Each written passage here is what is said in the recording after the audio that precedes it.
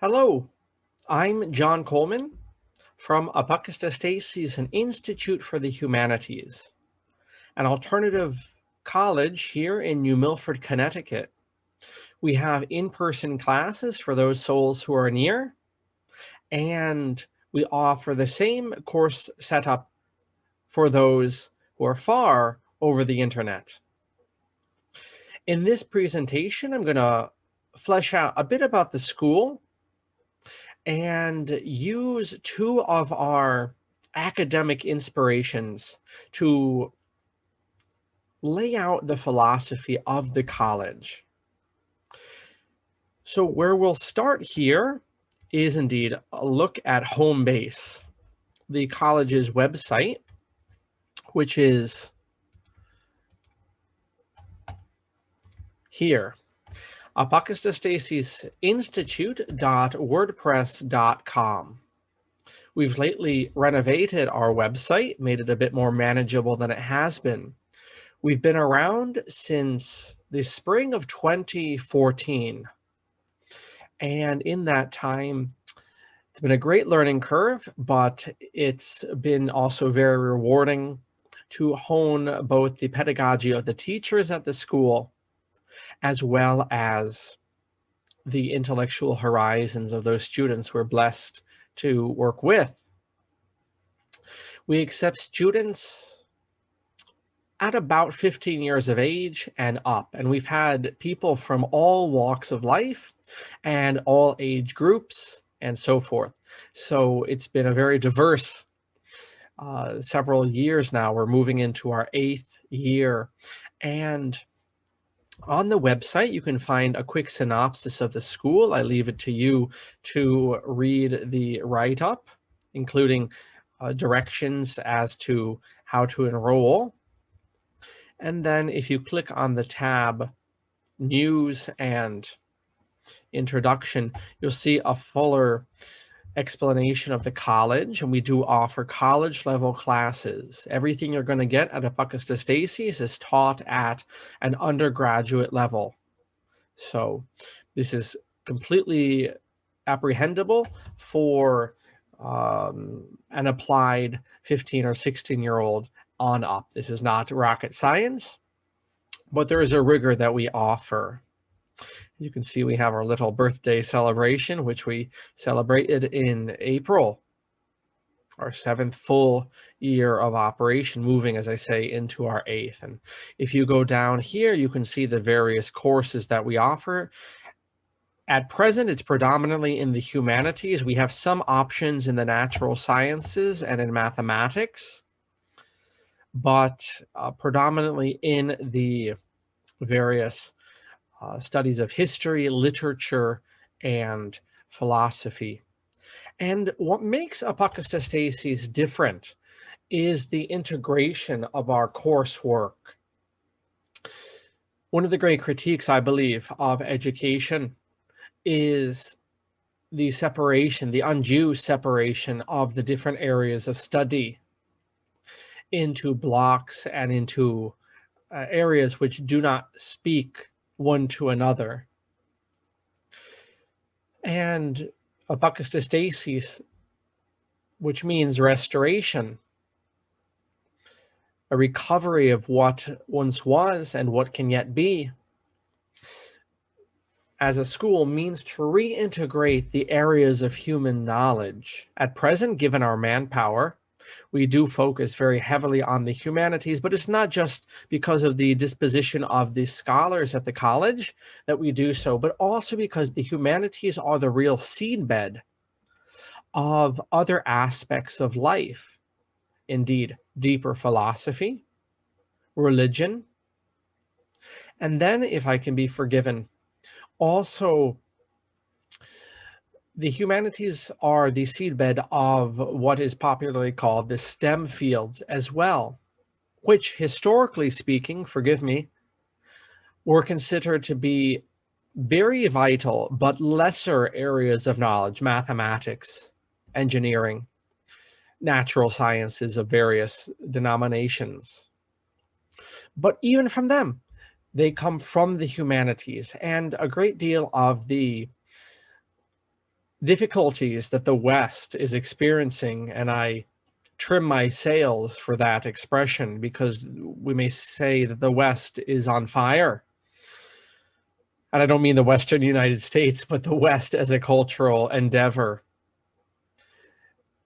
Various of those crises have to do with the isolation of aspects of human knowledge. So in our full-time enrollment, which we offer, we attempt to make that integration. Indeed, even for the pickup classes, whether that's Hinduism, Egypt, Greece, and Rome, and whatever else I happen to be reading real quickly here on the fly.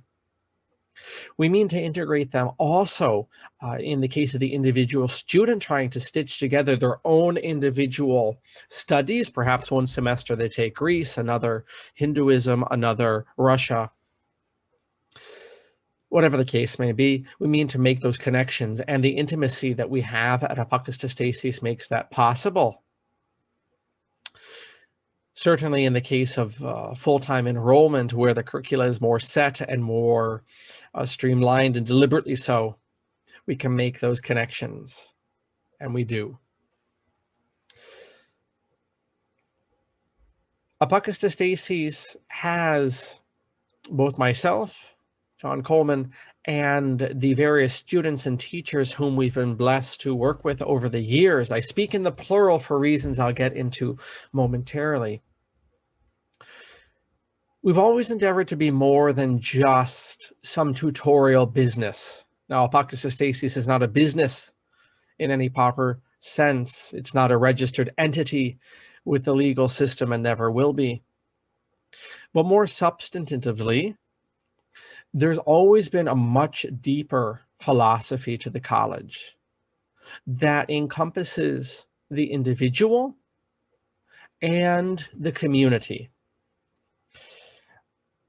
Alas, much of alternative education over the last 20 years has really collapsed into a business. Now, businesses can be beautiful things. They give our lives meaning if we're employed in them, for instance, and if we benefit from them. I know the word business sometimes is used as a negative. I do not use it in such a way here, but it is not the full expression of the human soul. And so in various ways, Apocatastasis is not a business.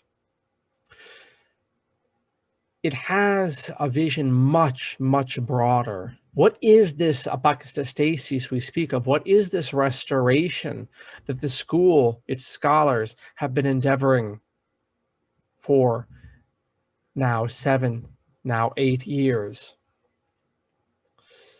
Well, the first thing I need to address is the usage of the plural pronoun.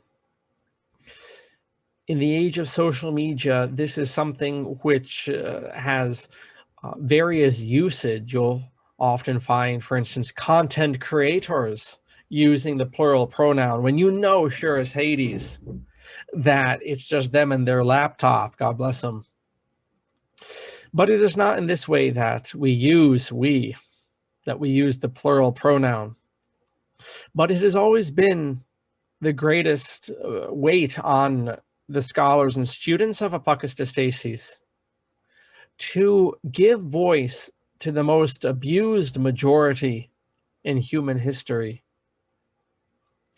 It has always been the weight on our shoulders to give voice to the dead.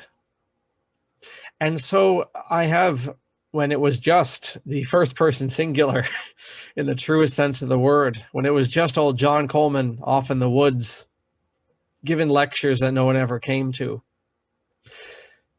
have always used the plural pronoun because it has always been the legacy of our grandsires that I have sought to establish. After that, Apocatastasis exists to honor the scholars. In no sense do we exist to put students first. So you see, I mentioned a critique of alternative education, as I see it, has largely become just a business model. And of course, as a good capitalist business, you would try to puff up the consumer. There will be no puffing up at Apocatastasis. After the dead generations passed, the next group we seek to build up, not puff up, but build up, are the scholars. Those who have dedicated their life to human knowledge and in the rich seedbed of the humanities in particular. And so the school exists secondarily for the teachers as a protection, as a safe harbor to a profession which has been thrown to the money men and been thrown to many interests but its own. After that comes the student. It's a very interesting world inside of alternative education, and it's a very capitalist world and a very consumerist world, I'm sad to say. But the student needs to learn humility.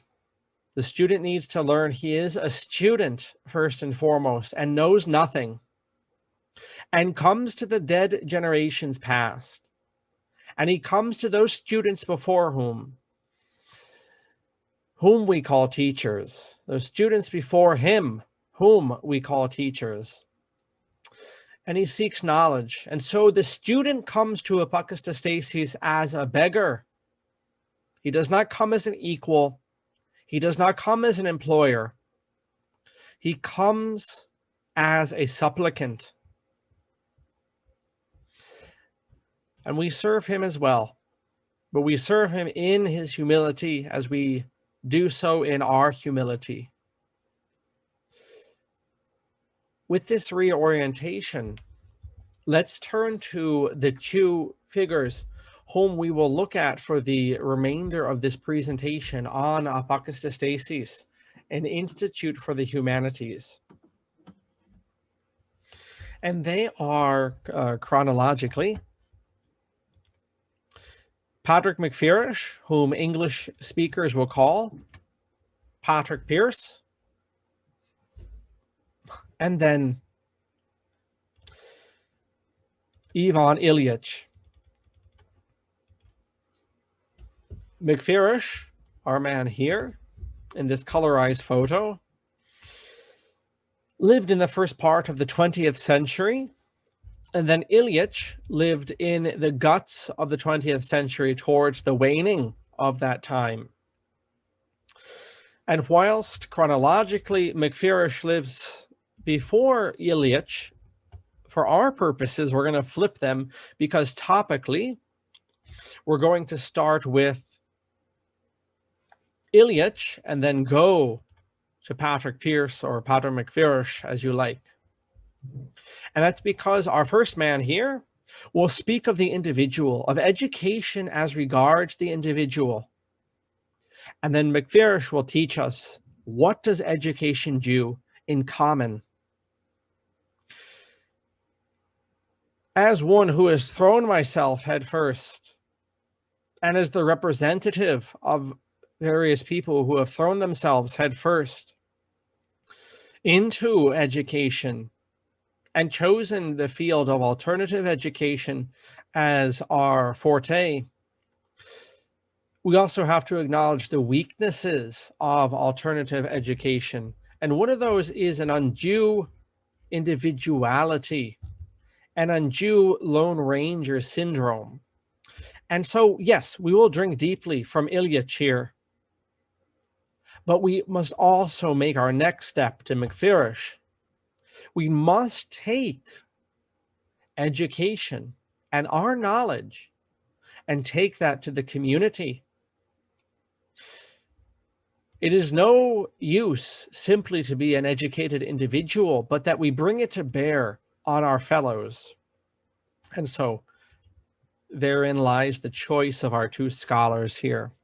So when it comes to Ivan Ilyich, he wrote a book. If you're getting new to thinking outside the box with education, whether or not Apocatastasis is for you,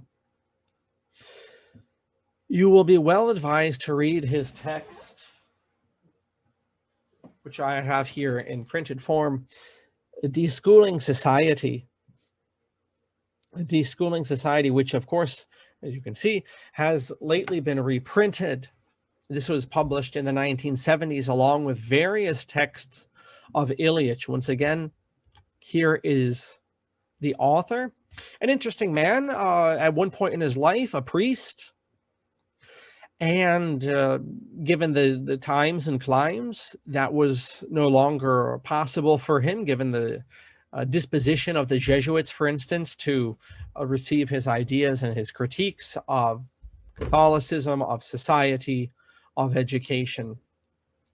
He was shown the door, and he showed himself the door, and he gave over the last lot of his life to education. And he wrote Deschooling Society.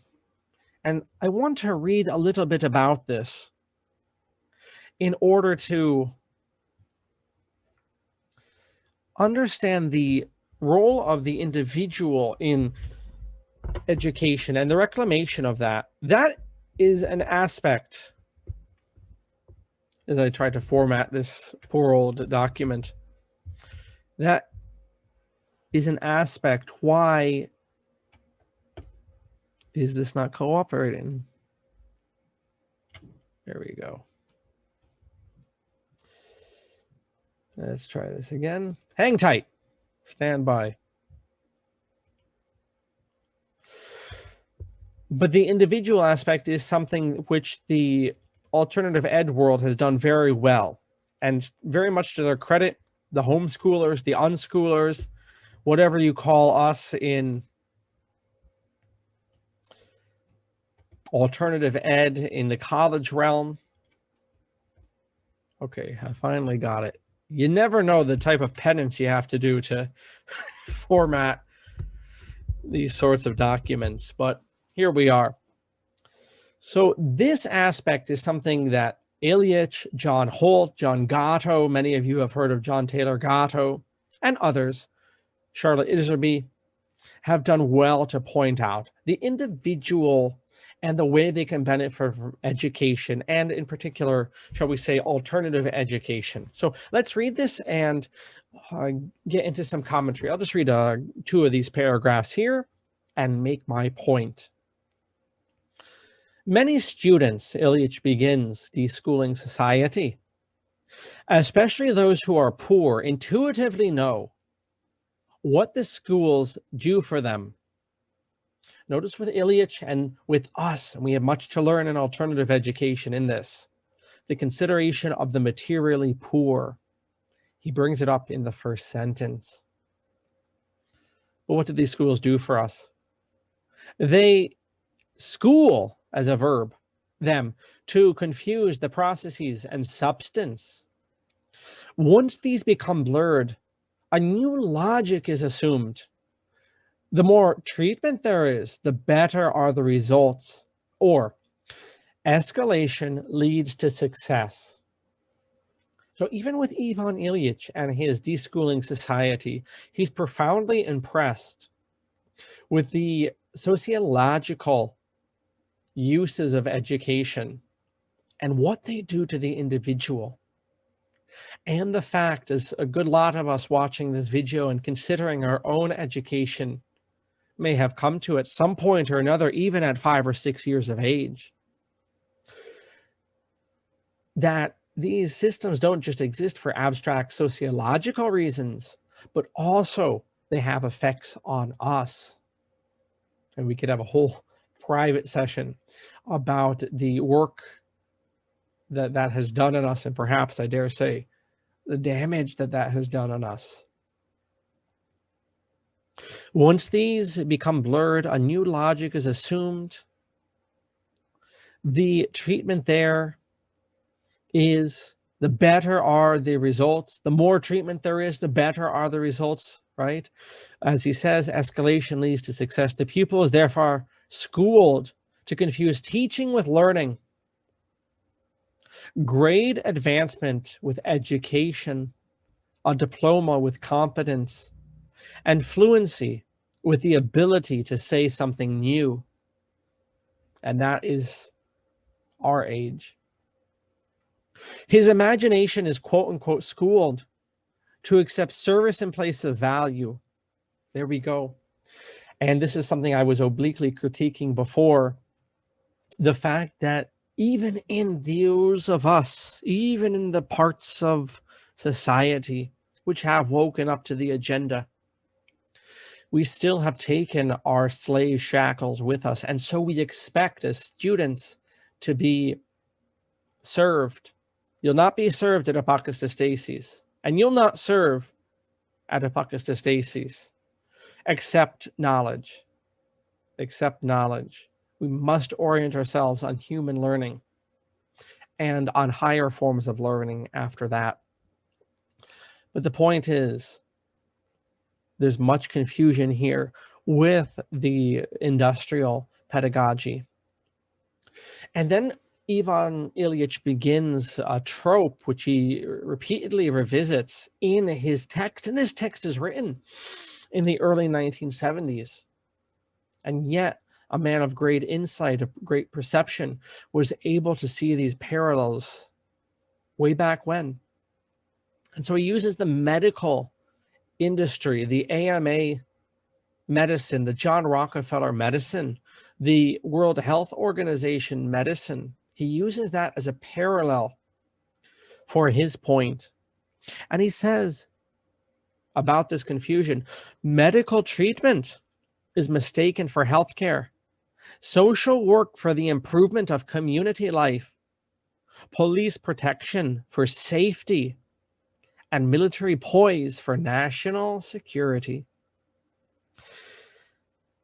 The rat race for productive work, health, learning, dignity, independence, and creative endeavor are defined little more than the performance of the institutions which claim to serve these ends. And their improvement is made to depend on the allocating more resources to the management of hospitals, schools, and other agencies in question. And there's a huge void, a huge Achilles heel, which is exposed here. And that is the fact that most men, and this is not a discredit or not a slam or not a critique of man, it's just part of the human composition. But it would seem by observation that most men do better with institutions. But the problem is, perhaps it's concupiscence, perhaps it's human nature, perhaps it's some other category, but we all get the point. We make the mistake that being in these formal arrangements, school, for instance, in say, or as people say who don't know Latin, which is not someone who comes to Apocatastasis, we have a very strong Latin program. But for those who don't, we say ipso facto, or more properly, in se. Going to school leads to learning. Engaging with the institution leads to the, the product. This is an error that's made. It has to do innocently or culpably with the relationship of the individual with the institution. But if we can reclaim the autonomy of the individual, especially for younger students chronologically, for those who have less years under their belt, this is vital. One of the great missions of Apocatastasis is to encourage that agency, that self-direction in the individual. And that's done in 100 different ways at the school. It doesn't have to be grandiose ways, but it does have to be done, and it is done. Even something, as I intimated at the beginning of this recording, as seemingly little as choosing the direction of one's studies and building off of the knowledge learned. Many schools, however well-intentioned, are not able to provide this. Okay, so our next look is going to be, now that we've at least tasted briefly the idea of the individual autonomy in education and the role, and forgive me or don't, the damage of the educational system on the individual and what that does a massive topic. But now that we've oriented ourselves in that regard, let us turn to Patrick McPherson. Now, Patrick Pearse is most famous for being the first, and in my reading, the last president of the Irish Republic in 1916. He's famously the leader of the uprising, although Thomas Clark's widow would disagree, but that itself is a different discussion. But Pearse was a pedagogue. He was a man of learning first and foremost. Before he was a rebel, before he was an insurgent, before he was a president, he was a teacher. And I turn your attention and mine towards a collection of writings by McPherson entitled The Murder Machine. And I'll pull it up here. A fantastic essay that deals not with the individual damage that industrial education has inflicted. And that industrial education is not just the long bemoaned public schools, but also the private schools who follow the same motive. And it's also, lest we get too high on our horse, the exact same model, which is present in homeschooling. The damage works its way in every field because the DNA is the same. But McPherson turns our attention in this amazing essay, an essay which so undergirds the philosophy of apocatastasis, by looking at the damage which British pedagogy inflicted upon Ireland starting in the mid-19th century. And in this, we may not be British, we may not be Irish, we may not be Anglo-Irish, but the principles remain. We may speak of the educational system of the United States organization upon Missouri or Florida or our own home. We don't think of them as occupiers, but the same principle is at play. What happens when a removed educational bureaucracy imposes itself on a local culture? The damage is immense. It's done great work in Ireland. It's done great work in America and elsewhere. So I'll read a bit here and we'll move on to our conclusion. But I read from this to point out that apocatastasis' critique for these last 7 years, moving into our 8th year, has not just been the individual. There's plenty of unschoolers. There's plenty of homeschoolers. Indeed, there's plenty of people in the mainstream schools who see that and they address it as best they can, and God bless them for it. But apocatastasis offers something more than that, and that is the social impact and the social renewal. That I have never come across in any alternative education setup. Everyone's focused on the student, and that itself is not bad, although we avoid expressions from the capitalists like student-centered education. It's not bad, that is what I just said, but the focus on the student or the attention to their needs, that is not bad. The raison d'etre of education being the student, that is problematic. Okay, that is good, but now we move at apocatastasis beyond that, to the neighborhood, to the town-wide, and indeed to the regional-wide use of education and consciousness there. That is what's missing in alternative education, and that is a proud glory of apocatastasis, that we envision education and the impact of our students beyond just their own personal needs, which indeed, forgive me, or not, and you'd be excused in either case, is what alternative education has collapsed into. It's just another consumer market. The homeschoolers are just another market to peddle some idea and some curricula to. Apocatastasis is a much bigger understanding of renewal. So let me read these paragraphs from Pearse and we'll knock off. And of course, I thank you very much for your attention here. He begins by saying, again, it doesn't matter that your situation and mine likely is in Ireland. around the year 1900. The principles of the social impact of one system being imposed on a distinctly different culture, they're the same. A French writer, Pearse begins, has paid the English a very well-deserved compliment. He says that they never commit a useless crime. When they hire a man to assassinate an Irish patriot, when they blow a sepoy from the mouth of a cannon, when they produce a famine in one of their dependencies, they have always an ulterior motive. They do it not for fun. Humorous as these crimes are, it is not the humor of them, but their utility that appeals to the English. Unlike Gilbert Mikado, they would see nothing humorous in boiling oil. If they retain boiling oil in their penal code, they would retain it, as they retain flogging before execution in Egypt, strictly because it has been found useful.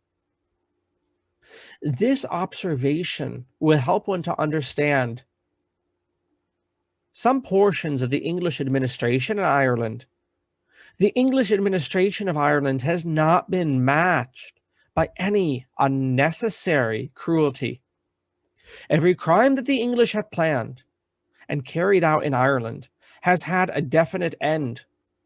Every absurdity that they have set up has had a grave purpose. The famine was not enacted merely for love of horror. The boards that rule Ireland were not contrived in order to add to the gaiety of the nation. The famine and the boards, the educational boards, like school boards, are alike parts of a profound policy. And Pearse goes on there. I leave it to you to read the balance of that piece. But Pearse goes on in The Murder Machine to talk about that. And we, in our day and our age, need to realize that education and educationalists have been used by the ruling order for their ends.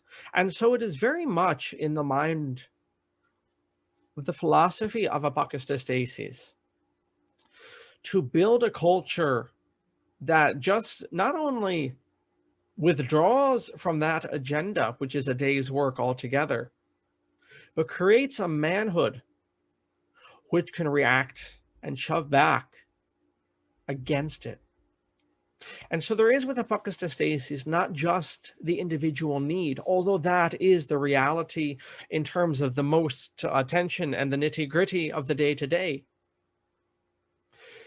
But there is that larger consciousness that the individuals built up at the school, and that if enough of those individuals are built up, then a new society can be forged. And that an apocatastasis of society towards agency, towards knowledge, and towards humane interaction can also be forged. And so with that, I thank you for your attention, considering the school itself, the nitty-gritty, as well as the individual restoration of knowledge, as well as the communal restoration.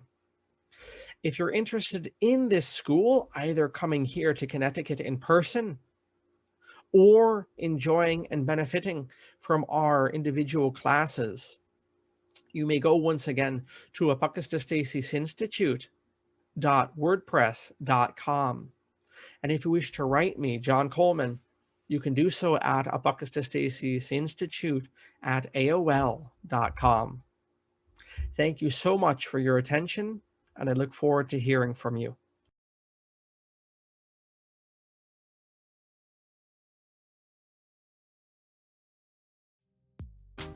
Hey, ain't going back, not gonna buy into all that. Hey, ain't gonna hide, gonna let all the fears slide. Go, mother nature is on my side.